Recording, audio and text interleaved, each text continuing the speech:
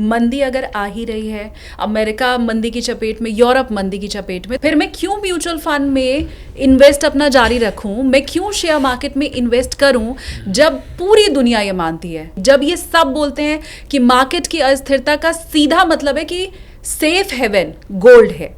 ये जानते हुए भी, मानते हुए भी, हजारों जगह छपा होने के बाद भी मैं क्यों फिर शेयर मार्केट और म्यूचुअल फंड में जाऊं? इसलिए करना चाहिए आपको गिरती हुई मार्केट में भी।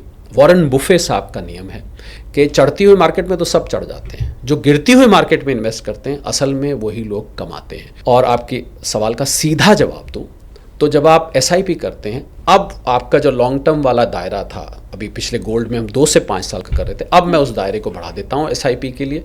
अब मैं उसको 5 से 10-15 साल कर देता हूँ। तो आप SIP कर रहे हैं, म्यूचुअल फंड्स कर रहे हैं लंबे वक्त के लिए। और ऐसे लंबे वक्त में शालिनी, ऐसे उतार चढ़ाव बीच में कई सारे हजम हो जाते हैं। मंदी भी आती है, तेज़ी भी आती है, कम मंदी भी आती है, कम तेज़ी भी आती है। तो क्योंकि आप म्यूचुअल फंड लंबे वक्त के लिए हैं, तो आपको 2026 में मान लीजिए मंदी आती है, 27 तक रहती है, 28 तक रहती है, तो आपको इस मंदी की परवाह नहीं, क्योंकि आप तो बने हुए हैं 2030 2035 तक के लिए। तो फिर आपको किस बात की चिंता है? मुझे लगता है SIP और म्यूचुअल फंड वाले को बहुत ही धैर्य रखना चाहिए, and they need truck loads of patience.